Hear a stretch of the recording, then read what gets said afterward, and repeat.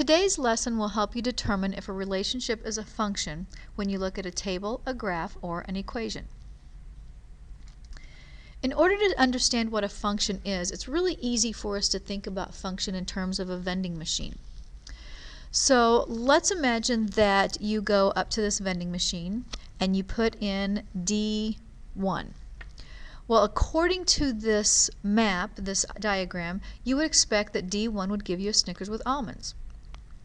As you go down the list, you see that D0 is assigned specifically to give you a Twix. D2 specifically will give you spicy peanuts. And you'll notice that each specific combination of inputs, D1, D2, D3, only gives you one output. And this is what we want that vending machine to do. We want to know that if we walk up to that vending machine and we put in D6, that we are going to get a Hershey bar out of it. Not going to get something else, no surprises. When a vending machine's functioning, that's what it does. One input gives us one specific output. We might also, instead of using arrows, we might use kind of coordinate pairs to explain what that vending machine is doing. So in this case, we have an input of D0, so we put that code in. We get out a Twix bar, that's our output. If you go down the list, a D1 input gives us an output of Snickers with almonds. We still have a function because if you look at each pair, each input only has one specific candy or snack associated with it. So we can use coordinate pairs. We can also use those arrows to represent functions. We might also see a function represented on a graph where our inputs, D0, D1, D2, D3, are all at the bottom of our graph, and our outputs, the candy bars or the snacks, are listed along the y-axis.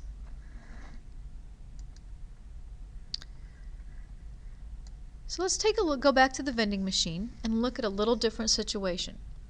In the previous machine, every specific input had its own output. So let's see if the same is true here.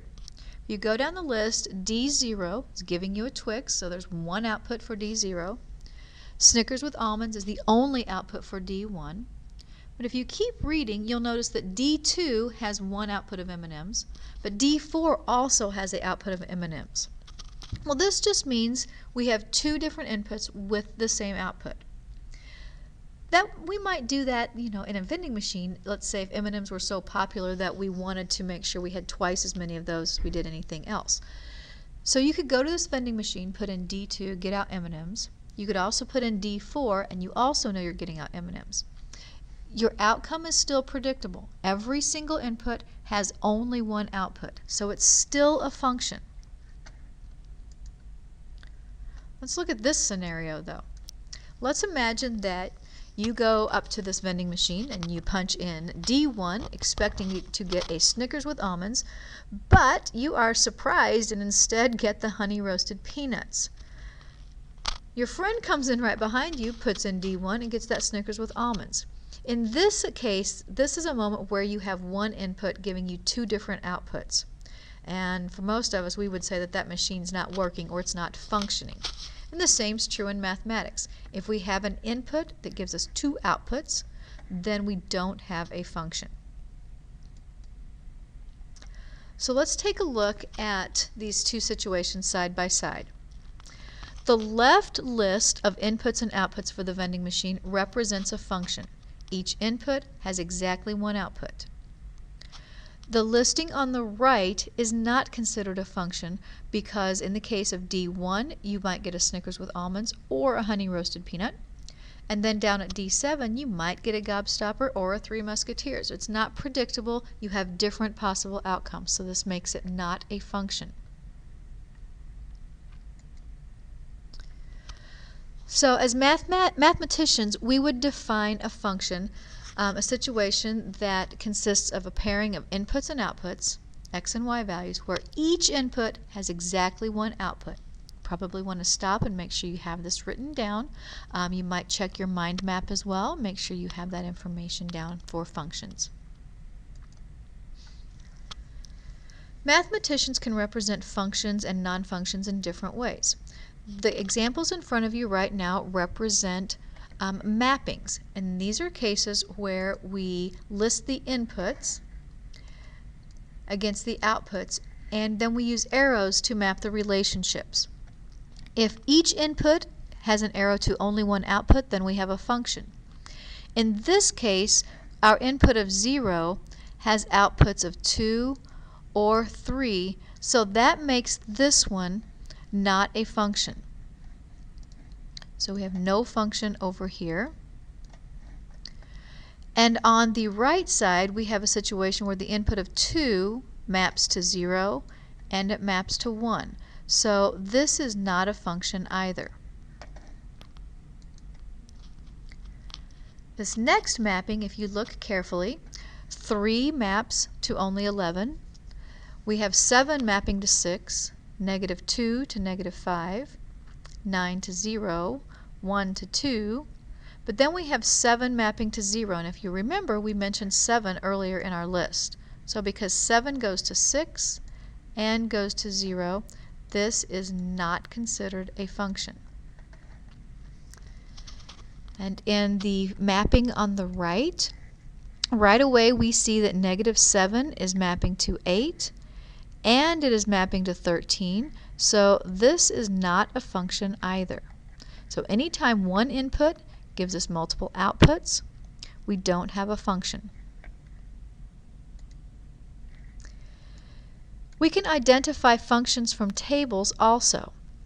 So in the table on the left that represents the number of representatives for Texas since the years 1930, we can read down that list and we can see that every year since 1930 has only one output. And if it helps, you can draw those arrows in like we were doing on the mappings to help you see that yes, 0 only goes to 21. 10 only goes to 21 also, but that's okay. You still have one input giving you exactly one output. And so if you can get down the table and see every input mapping to only one output, you have a function. The right table, however, we've got a little different situation. And even though we have 1 mapping to 95 twice, that still makes it a function because 1 is only mapping to 95. However, 2 maps to 91 and to 93. So at that moment, because 2 gives us 2 outputs, this tells us that we don't have a function. So this one is a function. The right table does not represent a function. The last way we might want to be able to determine whether a relationship is a function is to look at a graph. And in a graph, we're going to use what's called the vertical line test to determine if we have a function. And this is pretty easy. We're going to take a set of data on a graph and we're going to take a vertical line. And if we can pass that vertical line over the graph and only hit one point of data or one point on a line or curve at any given time, then we have a function. So this particular function, or particular graph, is a function because as I pass that vertical line over the graph, only one piece of data was touched at any given time. So this represents a function. And in this graph, if I take that vertical line and I pass over the graph, I only hit one piece of data here, here, here, all the way across. I only hit one data point, so again, I have a function in front of me. In this particular case, you can see at this moment, when I pass the vertical line over the graph, I actually hit 2 points of data. And as long as I can find one place where I hit 2 points of data or 2 points on a line or a curve, I do not have a function. So this is not a function. It does not pass the vertical line test. Let's try it with this one. We pass this line over, 1 point, 1 point, all the way over, but at this moment I hit 2 points of data, so I don't have a function in this graph. We can do this with lines and curves as well. We can take a vertical line, pass it over a graph, and as long as it hits only 1 point on our curve at any given time, it passes the vertical line test. So this first graph is definitely, is a function because it passes that vertical line test. If I come down to the second graph and I pass that vertical line over, it only hits the blue line at once at any given time, or at one point. So this too is a function.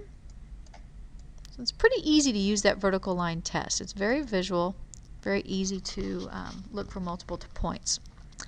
In this particular graph, if you'll notice, if I draw a vertical line through that graph, it's going to hit the curve in two places at once. So this is a case where I would not have a function because it doesn't pass the vertical line test. Down below, I can take that vertical line, and if I pass it over that blue graph, it only hits at one point at any given time. So that makes a function for us. And then the last two, the same thing's happening. If I were to pass a vertical line over this graph, it would definitely be a function. It passes that vertical line test. But again, on this circle, because my vertical line would hit in 2 points, I don't have a function. So as we wind up this lesson, there are 3 things you need to be able to do. To be able to look at a mapping and identify if you have a function or not. Remember, if any one input gives you 2 outputs, 2 or more, you do not have a function. The same is true for a table. And on a graph, we need to be able to pass a vertical line over that graph. If it hits the graph in only one place all the way across the picture, we have a function. If it hits in 2 or more, we do not have a function.